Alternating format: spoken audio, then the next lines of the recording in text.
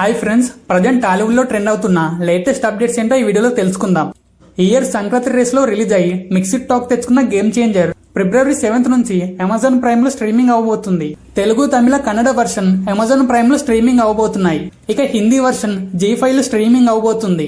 ఎన్టీఆర్ దేవరా, మహేష్ బాబు గుంటూరు కారం థియేటర్ లో రిలీజ్ అయ్యి నెగిటివ్ టాక్ తెచ్చుకున్నా సరే ఓటీడీలో రిలీజ్ అయ్యాక ఈ రెండు సినిమాలకు ఆడియన్స్ నుంచి పాజిటివ్ స్పందన వచ్చింది. మరి ఇప్పుడు ఓటీడీలో రిలీజ్ అవుతున్న గేమ్ చేంజర్ ఆడియన్స్ నుంచి ఎలాంటి రిజల్ట్ అందుకుంటుందో చూడాలి. ఇక నెక్స్ట్ రామ్ చరణ్ ఈ గేమ్ చేంజర్ రిజల్ట్ నుంచి బయటికి వచ్చి బుచ్చిబాబుతో చేస్తున్న RC16 ని ఈ ఇయర్ రిలీజ్ చేయడానికి రెడీ చేస్తున్నాడు. అండ్ ఈ సినిమాలో కొంత భాగాన్ని పాతకాలపు రీల్ కెమెరాతో యూజ్ చేస్తున్నారంట.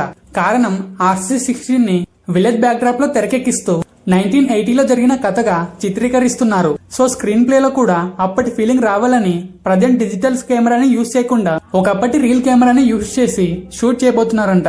ఈ విషయాన్ని సినిమాటోగ్రఫర్ అయిన రత్నవేల్ ఒక ఇంటర్వ్యూలో రివీల్ చేశాడు. అండ్ ఈ సినిమాలో రామ్ చరణ్ గుడ్డివాడిగా నటిస్తున్నాడనే వార్త తెగ ట్రెండ్ అవుతుంది. కానీ మూవీ టీం నుంచి మాత్రం ఎలాంటి అఫీషియల్ కన్ఫర్మేషన్ రాలేదు. ఇక నెక్స్ట్ SSMB 29 లో ప్రియాంక చోప్రా నటిస్తుందనే విషయంపై క్లారిటీ వచ్చింది.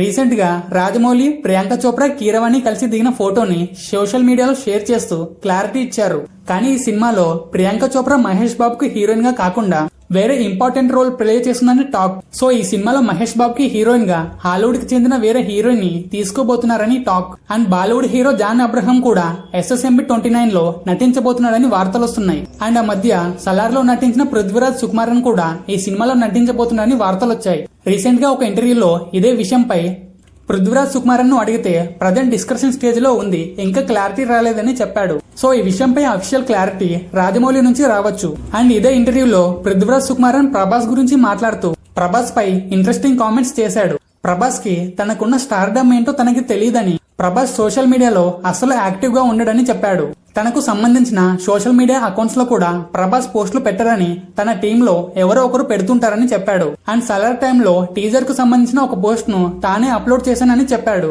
ప్రజెంట్ ఈ న్యూస్ సోషల్ మీడియాలో తెగ వైరల్ అవుతోంది. So friends, this is the update today. మీకు వీడియో కనుక నచ్చినట్లయితే ప్లీజ్ డెఫినెట్ గా లైక్ చేసి ఛానల్ ని సబ్స్క్రైబ్ చేయండి. And finally thanks for watching.